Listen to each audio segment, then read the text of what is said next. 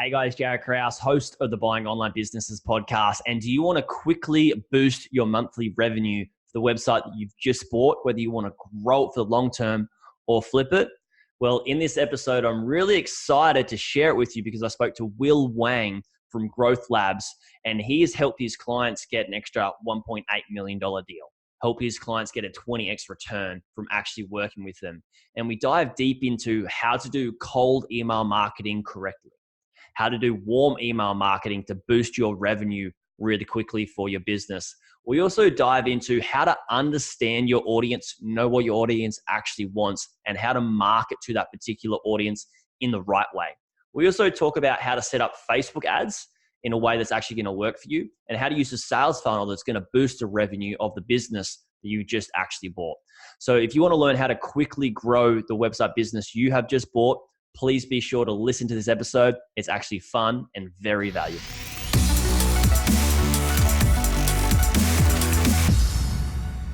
Hey everyone, this is Jaryd Krause, host of the Buying Online Business podcast. And today I'm really pumped and excited for this episode because I get to speak to Wang, and he's from Labz. And we're just having a chat off air, Will, and he has done some stellar work with some really big agencies, you know, helping one agency in particular get a $1.8 million deal in only a short time frame, helping people get 150K in sales in less than 30 days, helping clients build like a $3 million pipeline, which is getting closed out over the next, you know, sort of few months, working with these well-known financial industries or financial services, and helping people, one of which you got like a 20x return, like a 20x return on their investment with working with you guys at Labz. So a massive congratulations on that, Will. And we get to dive in and talk about marketing today. And thanks for coming on. Hey, thanks for coming on, Jaryd. Really pumped to talk to you about it. And man, if you don't mind, I'm going to ask you a whole bunch of questions to your brain about the buying process too, because it's something that I'm actually personally interested in. And so hopefully, I'm not going to jump in and take and go too far deep. But man, I'm really pumped to be here too. Yeah, awesome, and that's really good. So when Will and we only just literally connected the other day, and Will's like, oh, wow, you teach people to buy businesses. It's something he's been thinking about. So I said to him, hey, like, if you want to ask some questions about this, it's going to be good for all of you guys listening because he's got some newbie questions as well, but with a bit of experience in marketing. So it'd be really good to hear those questions and add some value to you guys as well in both the marketing and buying the websites too. So Will, you started out learning copywriting and email marketing. Tell me, like, how did you get into this and then spawn from where you were to doing this email marketing, copywriting, and then, you know, having your own agency? How did that happen? Yeah, look, it's been a bit of a journey, and as all journeys in entrepreneurship, there's been a whole bunch of ups and downs. I guess I kind of started during my days at uni. So as I was going through university, I kind of got into the whole partying lifestyle, you know, partying late, all that kind of stuff. And I just didn't want to have a normal job where I had to turn up and sell my hours, you know, for very low pay. And I kind of just wanted to really experience university as it should be. So I kind of started by just selling websites really cheaply to people, to nerds on forums that I was a part of. You know, we talked about gaming, stuff like that. And just so happened a few of them wanted new websites, or they were business owners. And so I kind of got into it by selling websites for these other people. So the tech side to me came pretty easily. You know, I'm a natural introvert, natural geek as well. So, but the one thing that kind of was missing from a lot of the websites, besides from the tech stuff, was the wording. So people would get all these really nice sites created, but they didn't really know what to say on the websites. And they didn't really know how to say it to actually generate leads or results from it. So one thing led to another, and you know, someone's like, "Hey, can you write the content for a website?" I'm like, "Yeah, sure." Having never done any copywriting before, so then it's just a journey of trying to consume, you know, and learn as much as you can. You know, and as that was happening, my family started a business in stone kitchen bench tops, which is so far and away from online marketing. It's like the polar opposite end, right? Yeah. You know, still don't have a website. We do multi seven figures in revenue, and you know, it's like the very offline based business. So from that though, and learning the business side and the sales and having to connect with, these really big property developers, you kind of start to understand a little bit about sales and psychology and things like that. So when I mixed that with the learning I was doing in terms of copywriting, that's kind of what formed the basis. Just being in the trenches, doing it, testing a whole bunch of different things and growing from there. So that was kind of the very beginning of the journey. And then it's kind of naturally led to one thing after another. One of the clients I had very early on asked me to do some Facebook ads for him after we created the website. And that's what kind of led to the whole journey into the online marketing world. And it's been a bit of a blast and a bit of a whirlwind from there. You've learned so much like great things about how to sell online.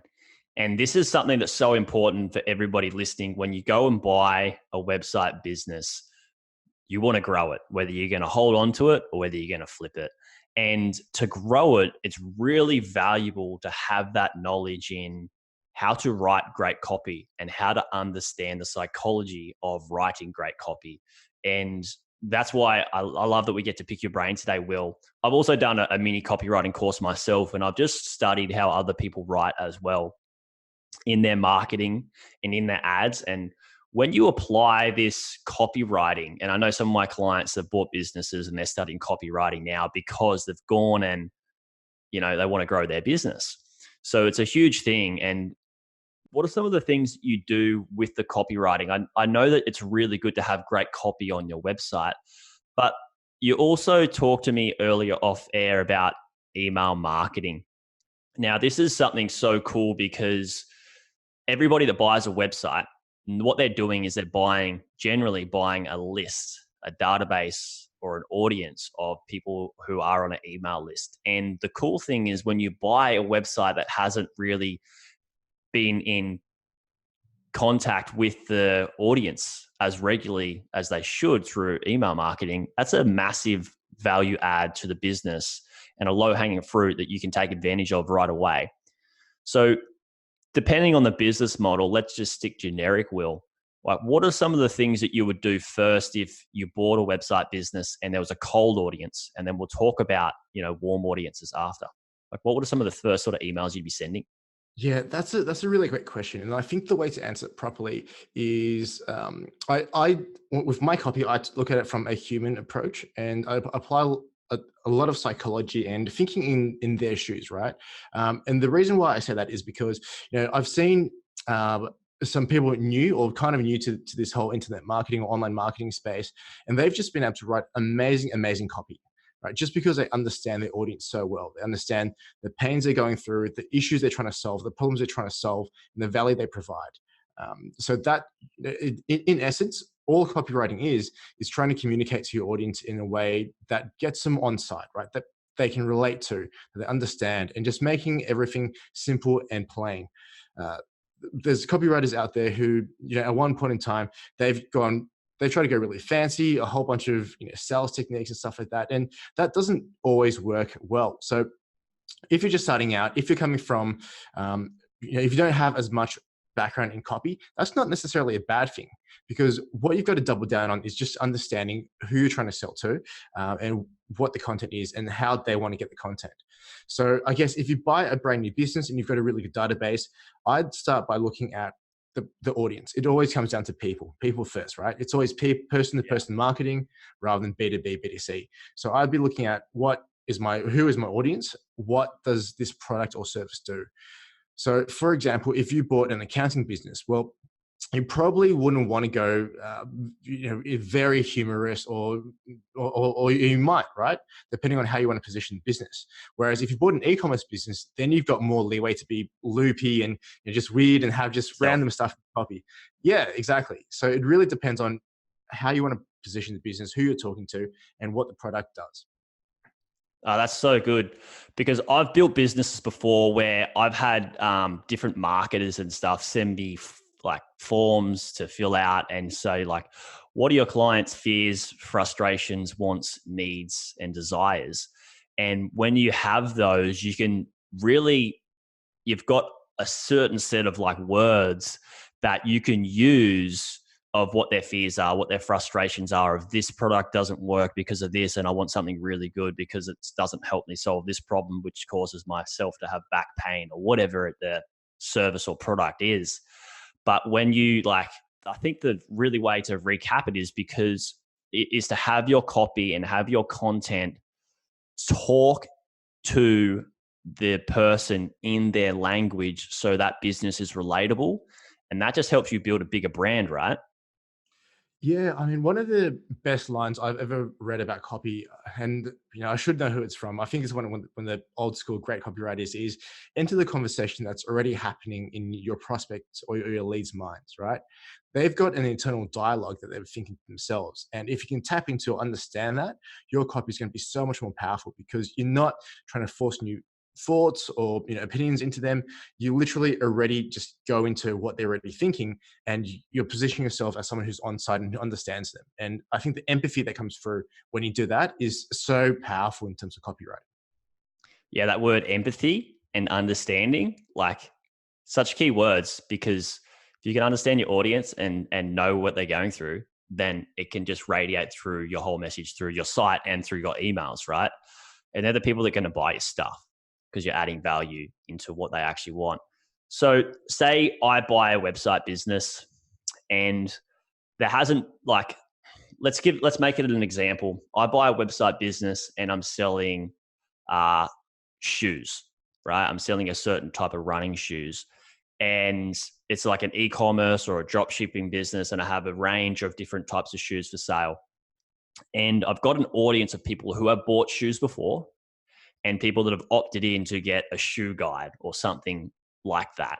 So I've got an email list of buyers and an email list of people that are interested in the products, but the email list hasn't been contacted for like 6 months.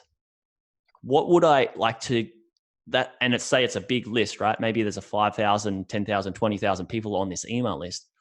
Where would you go with that to start off with, Will? Yeah, so one of the things that don't really get talked about enough in terms of email marketing is email deliverability.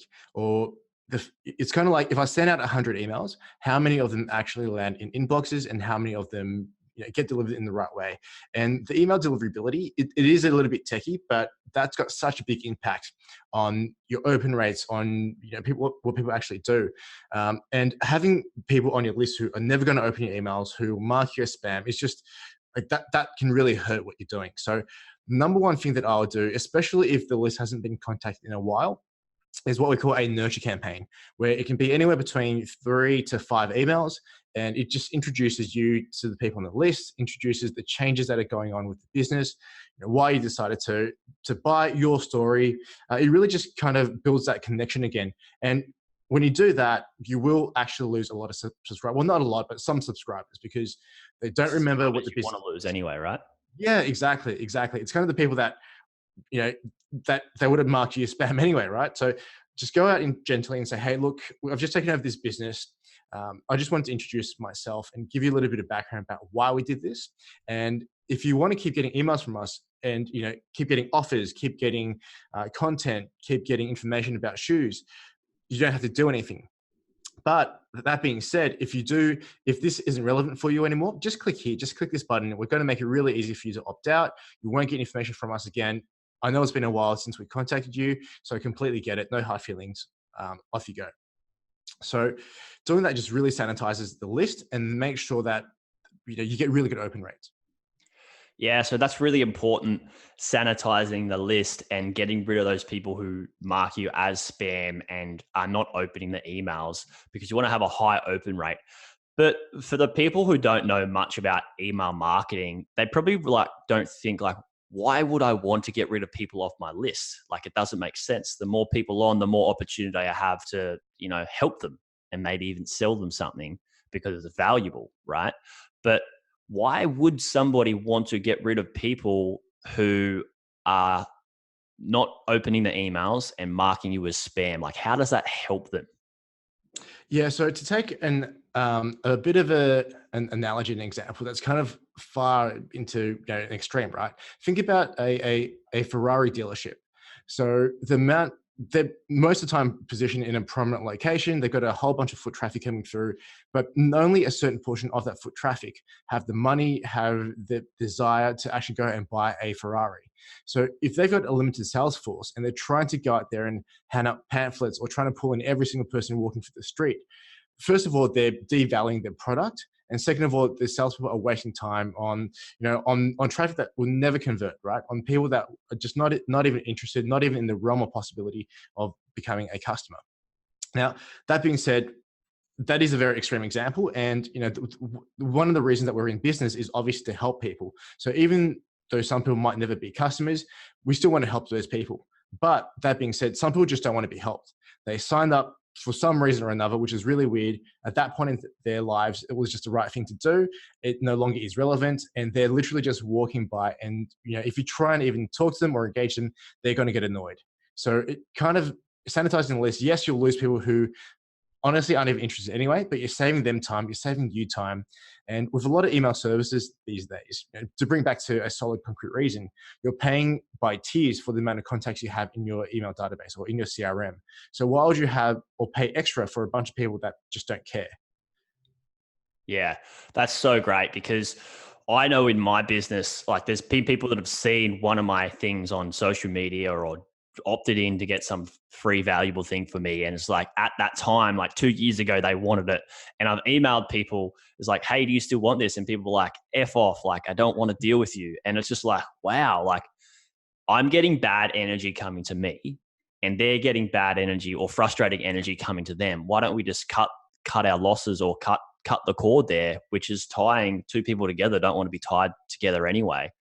And I've also heard that when you're right, like I love that you say the tiers of payments for your autoresponders, because I went from a free MailChimp account to active campaign when I decided to start paying. And I don't get, not endorsing active campaign because I make money from it, but it's really good. But the reason I find that really important is because I heard something about if I'm sending out a whole bunch of emails and the artificial intelligence or the technology or algorithm of these autoresponders and email marketing campaign platforms like CRMs are quite smart. If I have a lot of people unsubscribing and bad open rates, then it's going to mark a lot of my emails as irrelevant to most of my list anyway. Have you seen that that's the case? Yeah, and there's even more negatives to this. So if you've got a lot of emails going out and the wrong email is not relevant and people are marking it spam, if enough of it happens, you get your domain placed onto a spam list, which means when you're sending out proper emails, emails with invoices, for example, to customers or transactional emails, they have a likelihood of going into spam as well. So it can be really damaging if you got a really bad list. Because your sender reputation, against a technical term, but your sender reputation is going to get absolutely hammered. And even your proper emails would actually bounce back or go into spam boxes. So you definitely don't want that to happen. Yeah. So pretty much whitelist, get people, all your clients to whitelist your emails so they pop up into the right inbox. That's so good. Like I'm just learning from this myself and I love it. And I learned, everybody else learns. And I want to ask you more about the emailing. Like say I do have a list that, like say the shoe website, for example, a list that's being contacted maybe once a month or twice a month. And I really want to get a really good email marketing campaign. So it's kind of like warm emails. I already know who I am. What would be a general sort of campaign that you would run to get some low hanging fruit and add some extra fire, stoke the fire a little bit to the business and boost up its revenue just a little bit? Yeah, so there's two ways I'll kind of look at that. So the first way is if the business has done discounting before, then you can go back and apply discounting again. So I'm actually not a big fan of discounting. I think the premium brands, the brands that are really good, generally don't discount, and there's a reason for that. But if there's been discounting done before, if there's been Black Friday sales and things like that, you can always go into that list and say, hey, look, we're doing a special promotion. We've taken over the business because it just aligns with what we want to do. I know you guys have bought from us before. To say thank you and to introduce ourselves, here's a 20% off coupon for your next purchase. So straight up, just use discounting as an incentive to increase the revenue, especially. And I think, obviously you'll have to give me your thoughts on this, but if you're flipping a website, especially, a lot of the short-term sales that you can do or short-term increases in revenue really help the valuation when you sell the website. So that potentially could be a way to do it if you are willing to discount. That's so good and I'm glad that you mentioned flipping websites, because you're exactly right. When you're flipping a site, you want to build this business as quickly as possible. And you also want to leave some room on the table. And I had Richard Patey, who everybody listening and maybe even yourself will. It's a really good episode how Richard Patey flips websites. He helps people buy sites for 100K, builds them up to 200K in less than a year. With people to finance, and then he walks away with half and they walk away with half. Really good JV. But what he says is, and that's episode number 11, but what he says is it's great to, and really important, is to put that property or that business back on the market with still something value to be added to it. So if you're buying a site and you want to flip it, maybe focus on for a few of the short-term wins, which is what Will's really good at in marketing through email marketing. And we'll talk about Facebook ads and sales funnels soon, building that out and getting some quick wins on the board over a 6-month to 12-month period. But the SEO isn't quick win.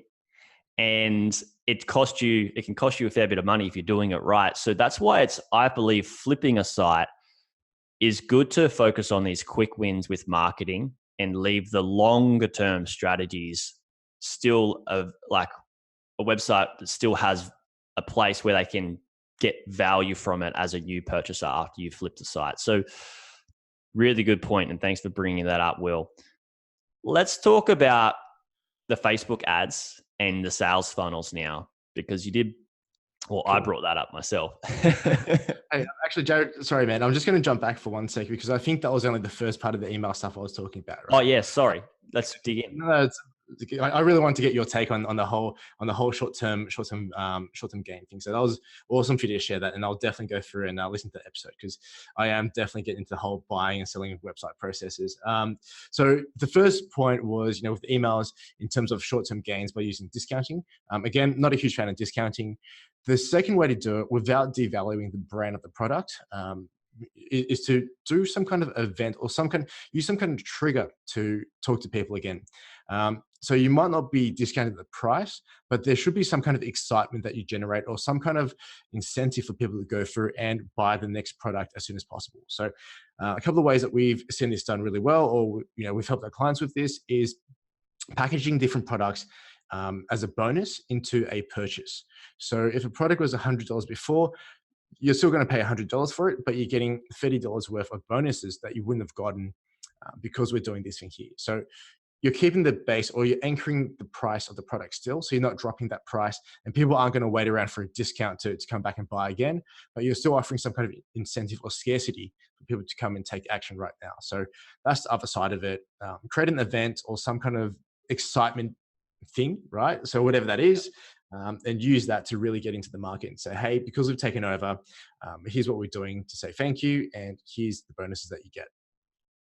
I love that. And it's like value adding, and the people, and I say this a lot, the people and businesses in life that add the most value are the people and the businesses that win the most.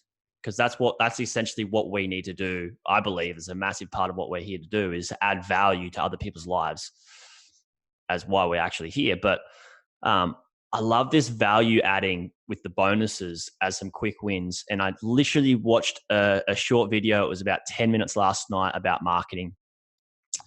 And the guy says how some people do it is they value add and stack. And they had an offer.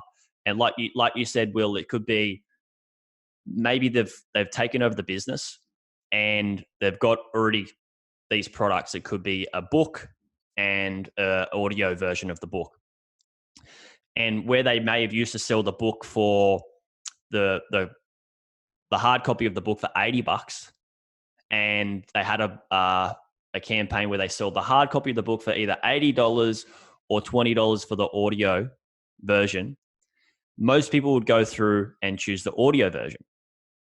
Now, when they changed the ad or the campaign to be something like similar, oh, hey, because we're just launching a new product and we want to get our name out there, we're going to do some amazing deal. We're going to give something that's never been given before.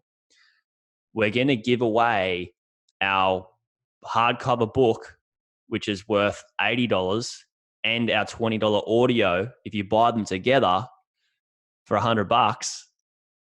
And everybody goes, wow, that's so much value. But before they were just buying a $20 product audio book, but now they're buying $100 worth of the same stuff, but the psychology of it allows them to see that it's so much more valuable. And also, this is why this is really good for consumers and business owners to understand, is because value is something that you need to describe to people. And if you tell something that's more valuable and they believe it and know it, understand it, and take that on board, it actually is far more valuable to them. So it's a really good thing as well. Plus, the business makes a whole lot more money as well. And if it's a great business, an evergreen business doing great things for the world, is they get to help more people. So I really think those marketing tactics, like you said, is just add more bonuses, is just, thanks for that, Will. I love it. It's really good. Awesome. Glad you like it. And so should we move into the Facebook ads? Yeah, because this is like Facebook algorithms changing all the time. And when we talk about this, you're probably going to agree with me, Will, that what's working today may not work in 6 months' time. I think 6 months is a lifetime in terms of Facebook ads. Like literally change every single month. And, it's one of those platforms where, so I've got a mentor, James, who has an amazing, I don't know if you call it catchphrase, but his whole thing is you've got to own the race course, which means you've got to build your own assets. You've got to have control of your business. And I mean, one of the best examples is always just looking at Facebook ads. Back, I think it was must have been last year or maybe 18 months ago when the whole Facebook inquiry happened, when data got taken out of Facebook and then went in front of the Senate. That coincided with the Royal Commission in Australia. So for overseas listeners, the Australian banking system, obviously like any other banking system in the world, has got a lot of issues. A lot of people were being ripped off by the banks. So the government launched a Royal Commission to look into dodgy practices and to call out some of the people that weren't doing the right job. So that happened to coincide with a whole bunch of changes in terms of data and privacy on Facebook. So what happened was we were seeing really, really good leads coming through for financial services businesses that were super profitable, right? These were leads that were just unbelievably great quality. We got them for a really good price, and everyone that we were servicing in terms of buying those leads from us, they were just making an absolute killing from it. The issue is once this happened, literally overnight, the lead cost 5x. Right? So literally in a space of 24 hours, everything broke and everything got super expensive, and campaigns that were profitable before weren't profitable anymore. So it's one of those things where you need to have good fundamentals. You need to have good principles behind your marketing and understand that Facebook is just another tool that you can use in your business, in your marketing to achieve an outcome. But yeah, let's kind of dive into it because there's a lot to cover with this topic. Yeah, I want to put my hand up, and I was one of those people who did have profitable campaigns before, and after I didn't. And it really shook me as a business owner. And it shook, like, I've got so many friends, as you do in this space, that people are just like, whoa, like, what just happened? And a really good thing thing to understand as business owners, especially online guys, is that we shouldn't have to be reliant on just one source of traffic or paid traffic. So when we talk about Facebook, if you're going to be in it for long term, also have some SEO stuff done as well, and maybe some Google ads or Pinterest or whatever it is, depending on your product. But yeah, let's dive into the Facebook. So let's stick with the same theme, Will. It's like I'm drop shipping shoes or Amazon FBA, which is fulfillment by Amazon, for my e-commerce store, awesomeshoes.com. And I want to sell some shoes. What's the go-to for like how should I set up my ads to make some sales? And there's 3 different types of ways to do it. I know you've got different targeting, copy, images, or video. So talk to me about like, what would your go-to be when I go, hey mate, I need some help, Will, sell me some shoes. Yeah, cool. So I think the number one thing, and this is kind of skirting around the topic, right? This is a little bit different, but one of the things I look at is based on the industry standards in terms of numbers, is this even worthwhile? Because, and I know this is very specific for this example in terms of drop shipping, but there's not a lot of margin in drop shipping itself. So one thing we've got to look at is, and I think you should look at it even before you buy the business, is if we were to go through and do a paid campaign on Facebook, can I make the numbers work for me? Or is even, even if we had a really good campaign and it was converting really well, doing the sales, do I still stand to make a profit?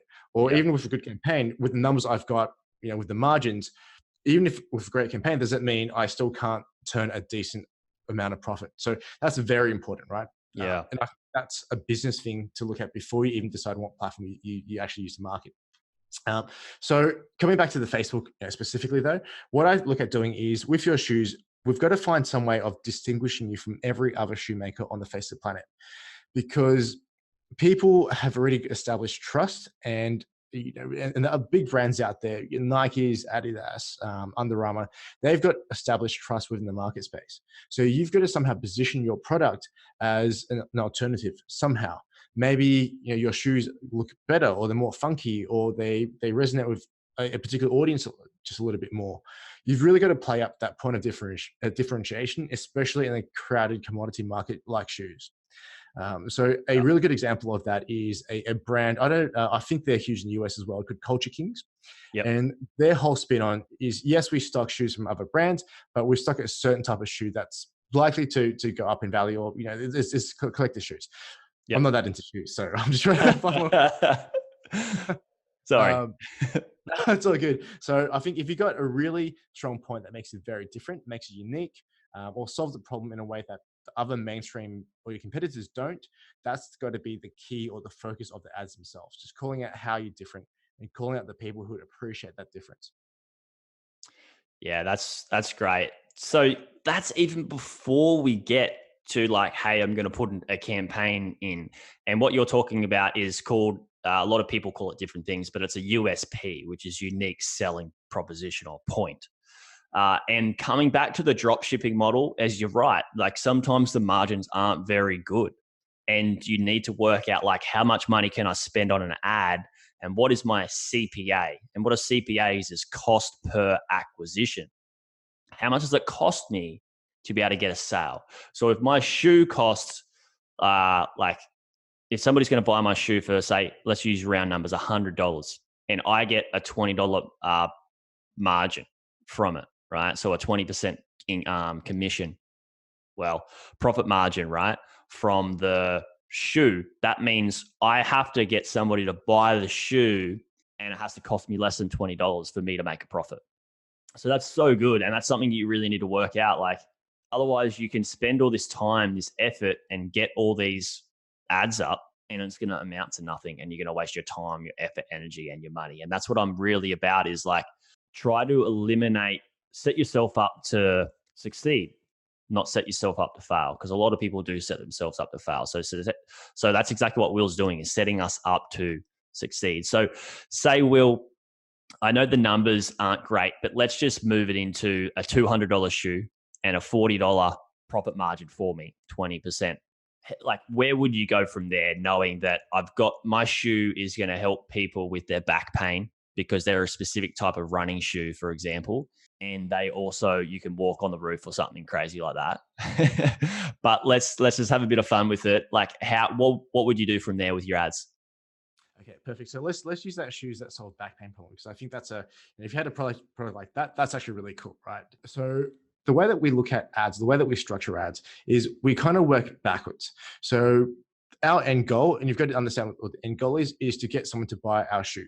So what steps do they need to take before they even buy the shoe? Well, they've got to read about why this shoe is so special, why it's, and how it can actually help them with the back pain, and then some kind of emotional piece, like what the back pain is actually stopping them from doing. So that is the copy piece, right? So we understand the offer, we understand the process of buying. We then work backwards and go, what's the emotional ties, or what objectives we'll need to overcome to get them to buy the shoe? And then we look at it and go, okay, based on that, what ads do I serve, or where do I serve the ads? And the question that precedes all of that is, where are my people who are going to buy the shoe? So we kind of work backwards in that example, but to go in the right order, first of all, we look at the audience. So what demographic is my audience? And this is where the first we're talking about, where you do the audience or the client profile, is so important. Because if you've got a shoe that solves back pain, it's not likely that you're going to get really teenagers or people in their 20s or potentially even their 30s buying a shoe, because back pain may not be the biggest issue for them.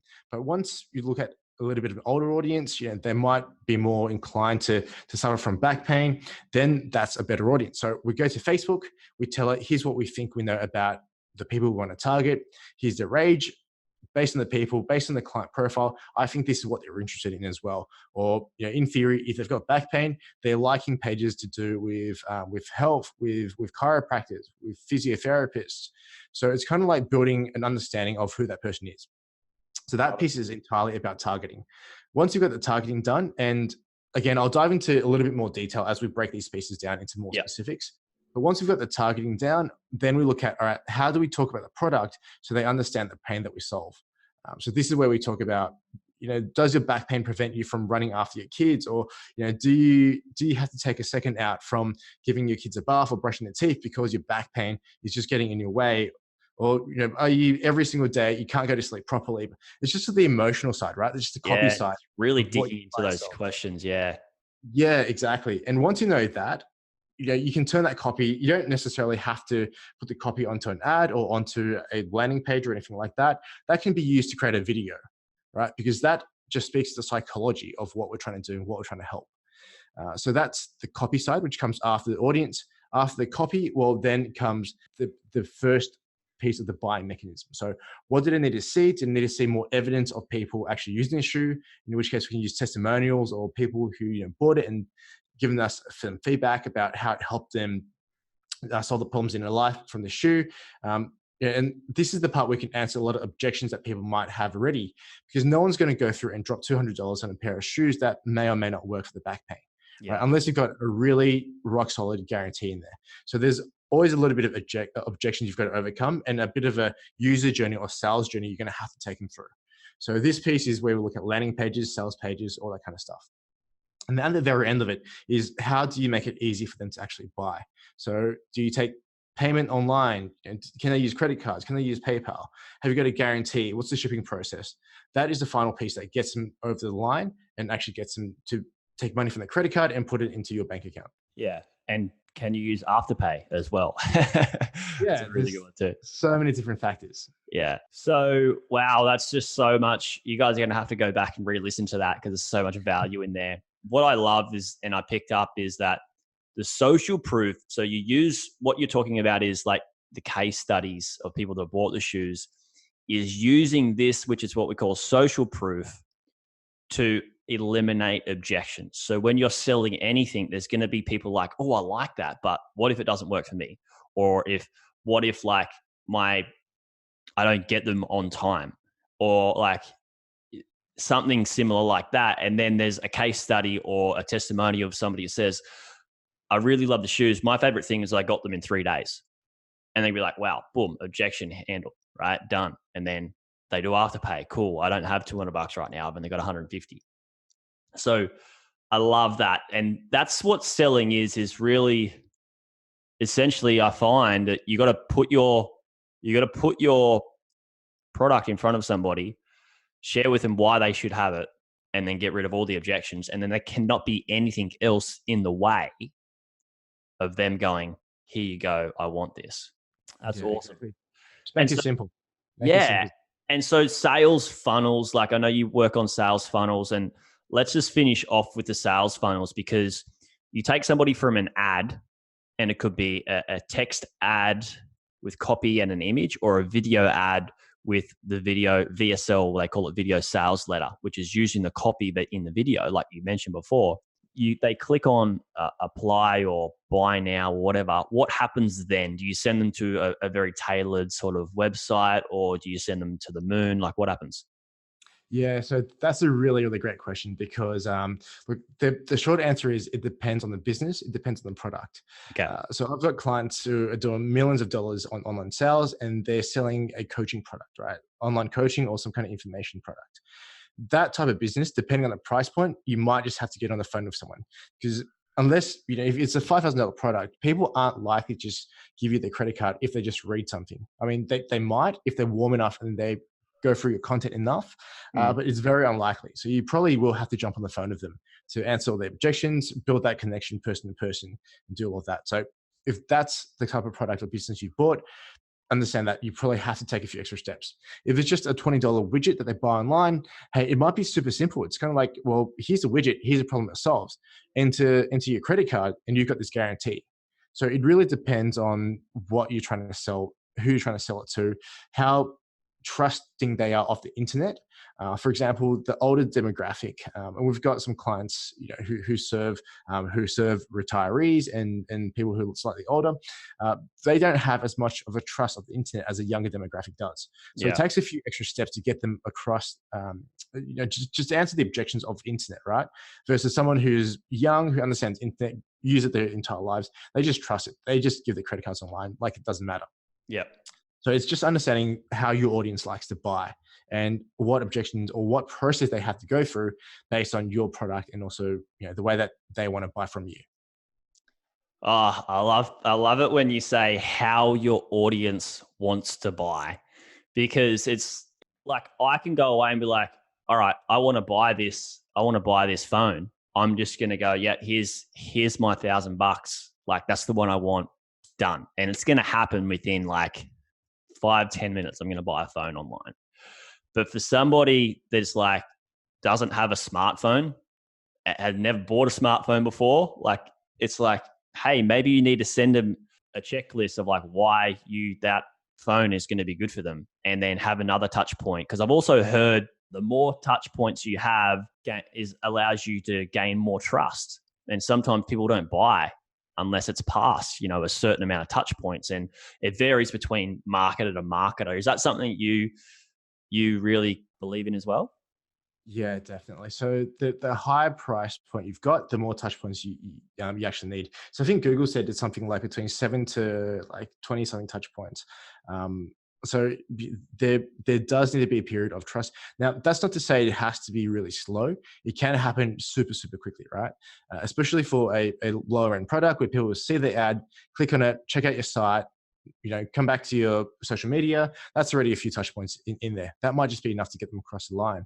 But for some high ticket products or services, they might have to look at your ads, come to your site, read some of the emails and blogs you've written up, come through to your social media, talk to you on the phone. It might take that extra few steps, but it really comes down to, first of all, how they want to buy. Second of all, the price point and, what resources you've got to make that sale happen. And then you've just kind of try and test different price points and just make sure that, that you're building it the right way and building it to how your audience wants to kind of buy from you. Man, so valuable. Guys, what an amazing podcast. Will, so grateful for your time. Now, Will is a weapon. I know also he's coming out with a podcast very soon. I don't know whether he's launched it yet or not. But Will, where can people go and find out more about you and just this amazing amount of value you can add in marketing? Awesome. Thanks, Jaryd. Actually, we just got the first episode up on iTunes yesterday. So congrats. Yeah, the timing is perfect. So if they want to listen to more of me and, I'll get you on the podcast as well, obviously, because I really want to pick your brains about the buying and selling. The podcast itself is called Marketing from the Trenches. So just search for that within iTunes. Otherwise, if you want more personalized answers in terms of what you're doing with your marketing, shoot me an email. My email is info@growthlabz, growthlabz.com. And happy to answer all your questions and maybe even shoot you through a few ideas on how you can apply some of the stuff that we talked about to your business. Excellent. So guys, that will be in the show notes, so you don't have to go searching everywhere for those. For everybody that does want to buy a business, much like yourself, Will, the most important thing to do is research and due diligence, because you don't want to go away and buy a lemon. So how that's done is knowing what type of due diligence you need to do. And so that's why I'm giving people away a free resource. If you go to my website and you go to buyingonlinebusinesses.com/free resources, I give people a free due diligence framework that outlines all the steps they need to take throughout the due diligence, which just eliminates all of the guesswork. I also have a free evaluator tool for those who want to help themselves value a website to see if it's going to save them time and money. So yeah, grab that at my site. There'll be show note links to that. Everybody who did come on and listen to this, thank you so much. Thank you so much to Will. For those of you who are listening, please be sure to go away and share it as well and subscribe. And those who love the content in this podcast, please leave a review and let me know what you liked about it, because that way it helps me bring more awesome guests to the podcast like Will, and we can help you guys on your journey to buying websites. Thanks so much, guys. Speak to you next time.